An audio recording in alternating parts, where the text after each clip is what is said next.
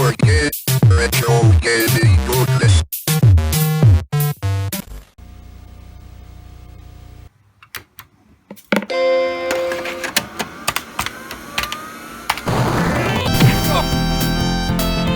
No PC should be without it. Undelete.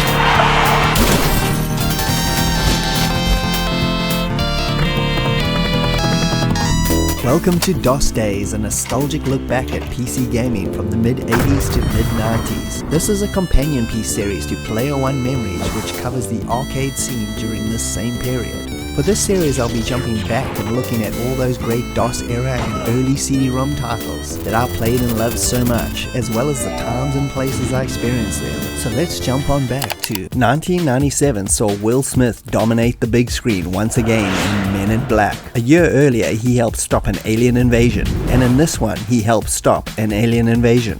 Hey, wait a minute. Sorry. What was I saying? Oh yeah, and on the games front, 3D Realms began work on Duke Nukem Forever, a game that lived up to the Forever part, by eventually seeing a retail release in 2011. What about the game, Duke? Was it any good? Yeah, but after 12 years, it should be. nah.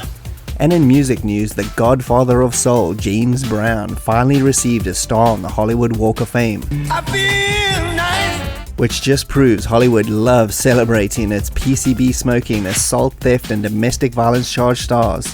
Because they make such good role models. I knew that I would. And now let's jump on over to today's game, which is Blade Runner, which was released by Westwood Studios in 1997 on PC. The game was based on the movie, More human than human is our motto.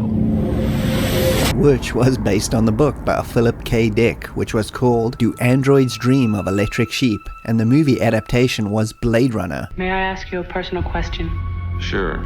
Have you ever retired a human by mistake? By veteran director Ridley Scott, released in 1982. The game, however, is not just a simple licensed product, but its storyline runs in parallel with the original movie's plot.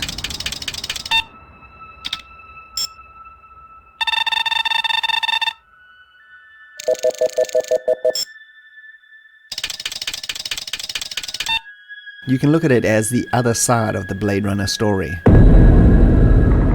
Being released during this time on PC meant that gameplay-wise it was gonna be a point-and-click adventure game with light action elements at certain points. Lewis Castle, one of the co-founders of Westwood, headed up the project personally, as it was one of his personal favorite movies. Although Westwood were probably best known for the Command & Conquer and Lands of Lore series, they had done point-and-clicks before with The Legend of Kyrandia. However, Blade Runner would defy most conventions of the genre and become its own unique experience. Despite looking like a conventional point and click. Here's what Lewis had to say about choosing a new storyline over a direct movie adaptation. Setting our story concurrently with the film, with heavy use of replicant archetypes, is intended to allow the player to follow the film without replaying the exact story. I feel this is one of the best elements of this game. Knowing sort of what's going on, but not really. Having those nostalgic moments through familiar film locations. Zubin was the first Nexus 6 I'd come up against. There was something in his eyes, an almost primordial desire to live. But not the same story elements occurring make it feel like anything could happen. You play Ray McCoy, a Blade Runner cop whose job is to hunt down a band of replicants, pretty much like the original movie's plot, but it's a completely different side of the story. That's not to say if you're an eagle-eyed fan you might see Deckard in a few obscure cameos in various scenes in the game. The gameplay mechanics are broken down into three main styles. You have a traditional point-and-click element, where finding objects and examining them leads to new clues and locations. There's also the action element, where quick reflexes are required to either blast a replicant or escape deadly situations comes into effect. And then there is the analysis part, where you use the ESFA machine to examine photos from crime scenes. He looks familiar. Give me a hard copy of that. Or the Voidcom test on people to determine if they are human or replicant. You're at a restaurant with friends. One of them orders lobster. The chef drops the lobster into the tub of boiling water while you watch. Are you trying to make me sick?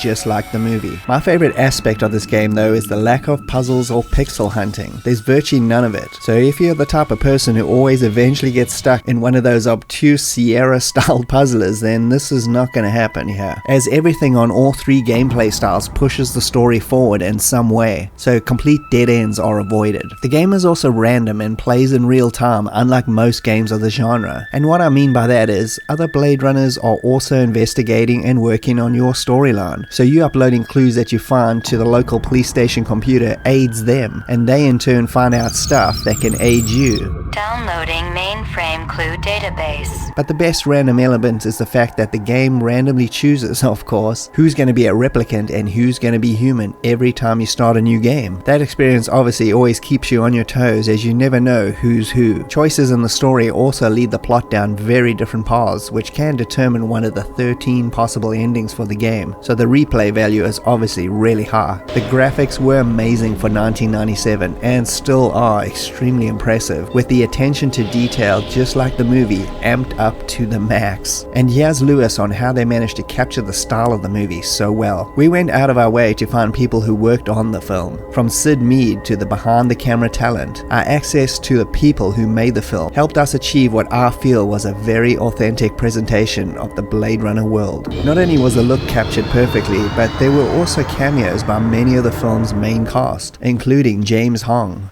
Hey, wait, LPD, you there for something, huh? LPD? I'm very busy. I won't wait for nothing. William Sanderson. Hello, it's J.F. Sebastian. I hope you guys are alright. And Brian James and Sean Young, to name a few. Some of these characters can also be completely missed in your storyline due to the many paths the player can choose to take. The sound is also pitch perfect. It comprises mostly of the claustrophobic cityscape sound of the original movie mixed in with chunks of original score and perfect recreations of the original movie's tracks. It really sounds like an extension of the movie's atmosphere. The game was a massive hit for Westwood, selling over 1 million copies, which was a huge amount, with rave reviews across the board for the magazines of the time. My personal favorite aspect of this game though is how it manages to tell such a compelling story so randomly, as well as the non-reliance on annoying puzzles always push the action forward, which was and is a breath of fresh air in this genre. And here's Lewis on what parts of the game he was most proud of. Our team's ability to capture the feeling of the Blade Runner universe really made me proud. It's so exciting to think that there are no perfect correct solutions, since every player has consequences of choice rather than a simple branching storyline. And that's Blade Runner in a nutshell. If you want to play it, check out GOG, as it's available there and automatically is set up to play on your modern PCs. Having played this game originally in 1997 and again now, I can honestly say this game has lost none of its appeal. In fact, in today's modern gaming climate, it's even better quality now than it ever was. And thanks for joining me, Bastish B at 64K. If you can like and subscribe, that would be greatly appreciated, and I'll see you next time. Cheers.